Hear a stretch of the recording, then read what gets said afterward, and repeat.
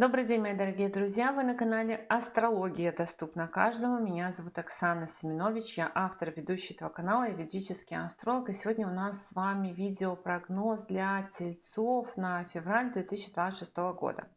Прежде чем вы приступите к просмотру дальнейшему этого видео, если вы в первый раз на моем канале, я прошу вас обратить внимание на то, что я ведический астролог, и все прогнозы здесь публикую по ведической астрологии. На самом деле прогнозы очень хорошие, но вам нужно правильно их смотреть. Как смотреть правильно? Правильно смотреть по восходящему знаку либо асценденту. Самый идеальный вариант в ведической астрологии, если вы знаете точное время своего рождения.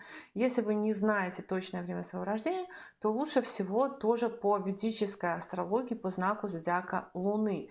Как построить свой гороскоп в ведическом стиле, как узнать свой восходящий знак, либо знак зодиака Луны, я рассказывала в видеоинструкции, ссылка на которую у вас сейчас появится в правом верхнем углу. Перейдите, пожалуйста, по ссылочке, постройте свой гороскоп на сайте Ведик Хора, посмотрите свой восходящий знак, если вы знаете точное время своего рождения, либо знак зодиака Луны, если вы не знаете, а можете и знак зодиака Луны и восходящий знак, оба прогноза будут у вас хорошо работать.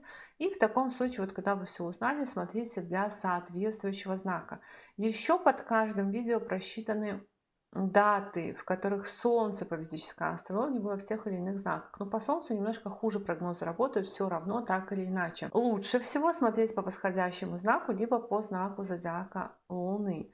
Эта же ссылка будет в описании, в комментариях к этому видео. В описании, в комментариях к этому видео будет ссылка на мой сайт, где можно записаться на обучение по ведической астрологии, либо на составление личного гороскопа. И теперь давайте говорить о том, что же тельцов ожидает в феврале. Февраль у нас еще один такой месяц сильных результатов после января и после декабря. Ну и давайте разбираться. Значит, 2 февраля будет полнолуние в вашем третьем доме гороскопа, в этом многострадальном третьем доме гороскопа, который у нас отвечает за информацию, за короткие поездки, переезды, документы. И полнолуние в третьем доме гороскопа — это период какой-то важной информации, либо же какой-то поездки, встречи с братьями и сестрами, встречи с друзьями, перемены какие-то по документам, допустим, оформить какой-то документ. Ну, либо что-то узнать, что-то услышать, либо какие-то коммуникации важные, может быть, выход из каких-то коллективов, сообществ, социальных сетей. Но полнолуние в третьем доме гороскопа, я говорю, почему многострадальный, потому что третий дом гороскопа, он в целом у тельцов очень активный. Третий дом у нас отвечает за то, что мы говорим, и то, что нам говорят. Поэтому это очередной будет виток каких-то информаций, очередной будет виток какой-то информации, который получат тельцы, который повлияет на их дальнейшие решения. Ну и дальше что у нас будет происходить? У нас будет происходить опять смещение фокуса. Я напомню, что в январе, в начале января у нас планеты для тельцов были в 8-м доме гороскопа, в доме стрессов, кризисов, такое скопление было. Потом на вторую половину января планеты переместились в 9-й дом гороскопа, в дом удачи, в дом зарубежных поездок. И на вторую половину, даже на начало февраля, получается, планеты начинают перемещаться в другой дом гороскопа, в 10-й дом гороскопа. Значит, с 3 февраля по 10 апреля в вашем 10-м доме гороскопа, в доме карьеры, статуса, репутации, работы, общественных каких-то инициатив будет идти Меркурий. Меркурий будет очень долго в вашем 10-м доме гороскопа, то есть февраль, март и почти половину апреля Меркурий будет идти, потому что с 26 февраля по 20 марта он еще будет в этом 10-м доме гороскопа ретроградить, то есть будет как бы откатываться назад, и какие-то по 10-му дому гороскопа, либо по этому Меркурию результаты будет откатывать, то есть может быть не с первого раза получается результат, может быть нужно будет что-то переделывать, передумывать и так далее. Но в целом транзит Меркурия по 10-му дому гороскопа — это транзит на то, чтобы вкладывать деньги в свой статус, репутацию, имидж, на то, что родители очень могут давать вам советы какие-то по поводу вашей репутации, по поводу вашей карьеры, работы. То есть, может быть, обратиться к родителям для того, чтобы получить какой-то совет, выходить замуж, не выходить замуж, устраиваться на эту работу, не устраиваться на эту работу, идти в эту сферу, не идти в эту сферу. То есть какой-то родительский совет. Помимо этого, вкладывать деньги в получение статуса, репутации, в смену статуса, в изменение репутации, в поиск работы. То есть, например, вы устроились на работу, и вам нужно приобрести какое-то оборудование для того, чтобы работать на этой работе. Такое тоже может быть по этому транзиту Меркурия. В целом у тельцов есть тенденция на смену работы, либо на то, что по этому транзиту тельцы могут уйти в отпуск, на какой-то отдых от работы. Но если не отпуск, не отдых от работы, то тут есть еще тенденция на прохождение какого-то обучения по работе, прохождение каких-то курсов, может быть, или чего-то, когда работодатель отправляет, либо вы сами хотите повысить свою квалификацию. Но в целом будет, конечно, у тельцов вероятность увольнения, смены работы, смены статуса именно, он же у нас бывает разный, да, студент, не студент, родитель, не родитель, муж, жена, либо разведенный человек. То есть по-разному статус может меняться.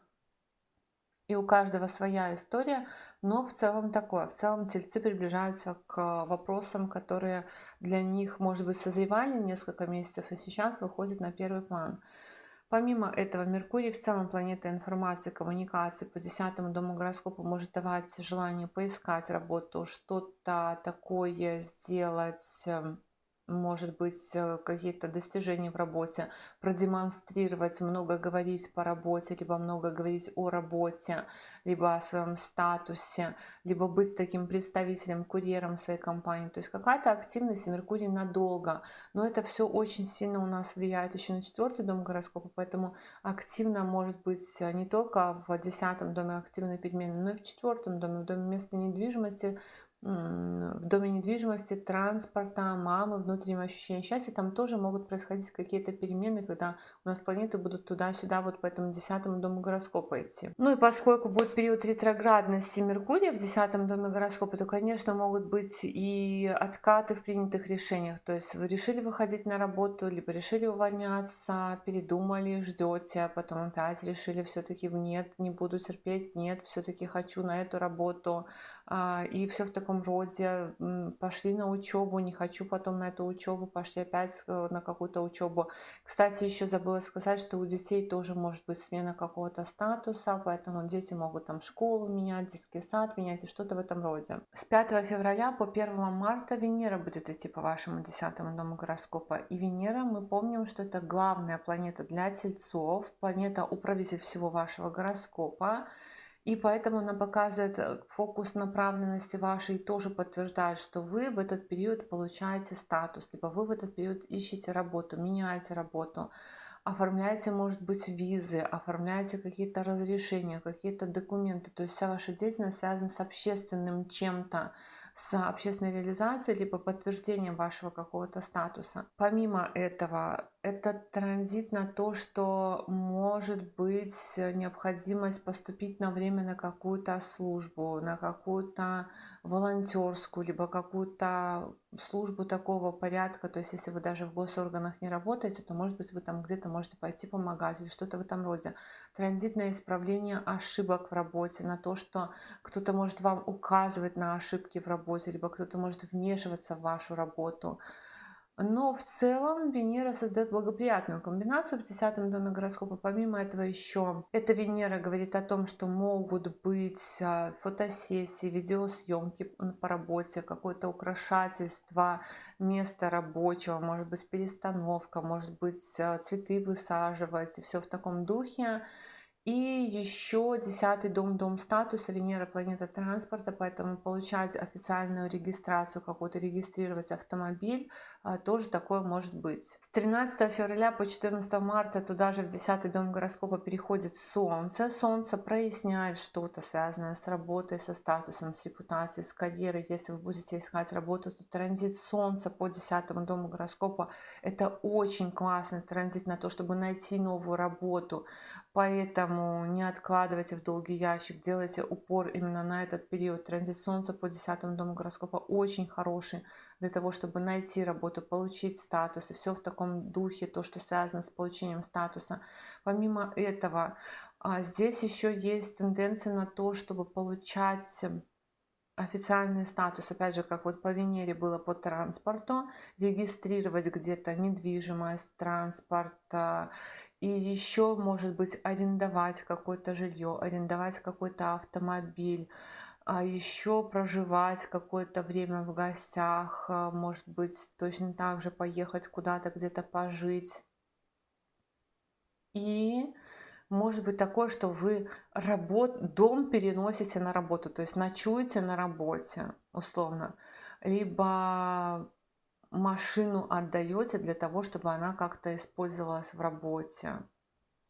Или каким-то образом, то есть каким-то образом может быть так, что ваше место жительства может использоваться на работе, либо ваша работа может стать для вас каким-то временным домом, где вы проводите очень много времени. 17 февраля будет солнечное затмение в вашем 10-м доме гороскопа. Как всегда, про солнечное затмение я сниму отдельное видео, потому что оно всегда очень важно, на каких точках конкретно происходит, в каких градусах. И не у всех результаты затмения очень значимые, но солнечное затмение в 10-м доме гороскопа, оно тоже про статус, про работу, карьеру, репутацию, про получение визы, гражданства, про брак, про расторжение брака, про выход на новую работу, про смену работы, про выход на пенсию, про то, чтобы стать родителем. То есть любой вид статуса – это 10-й дом гороскопа, и солнечное затмение дает вот этот вот отсчет, что в течение полугода решится какой-то вопрос, связанный со статусом вашим. Ну и с 23 февраля по 2 апреля в 10-й дом гороскопа зайдет еще и Марс. Марс интересные создает у нас комбинации. Одна из комбинаций – это, опять же, поездки, переезды по работе. Опять же, может быть смена работы, изменение работы, и может быть появление работы за границей, либо какое-то предложение о работе за границей, предложение о том, чтобы какой-то статус за границей получить. Естественно, Марс – это планета конфликтная, поэтому может быть необходимость отстаивать свои интересы, отстаивать свое право, отстаивать свой статус, может быть какие-то конфликты с точки зрения вот вашей публичности какой-то. Если вы являетесь там публичным человеком, то к вам будет больше пристального внимания и будут обращать внимание на то, что вы делаете. Может быть, вы что-то сообщаете, что очень громко обсуждается, либо что у всех на виду. То есть какой-то ажиотаж, можно сказать. Но и формирование какой-то команды, получение статуса через команду, получение статуса через партнерство. Опять же, решение вопросов, связанных с недвижимостью, в том числе у партнера решение вопросов, связанных с недвижимостью, у мужа, жены, которая вас касается. И у мужа, жены может быть точно так же вопросы переезда, вопросы смены места жительства, связанные с работой, как и у вас. И это не первый раз, конечно, когда у тельцов возникает такая история, но это может быть какая-то повторная в феврале. Возникнет ситуация, которую вы уже решали, проговаривали, либо решили, либо тогда не решили, ну, либо решили, и сейчас опять она возникает, и вам нужно по кругу опять что-то похожее решать, либо тогда не решили, и сейчас, может быть, нужно будет дорешать. Что-то будет очень похоже на осень 2025 года. Вот так, мои дорогие друзья, такой у нас с вами был прогноз на февраль 2026 года для тельцов. Я благодарю вас за поддержку этого канала в виде ваших лайков, комментариев, обратной связи. Ну а если вы еще не подписаны на этот канал, то, конечно же, приглашаю вас подписываться. И до новых встреч. Пока-пока.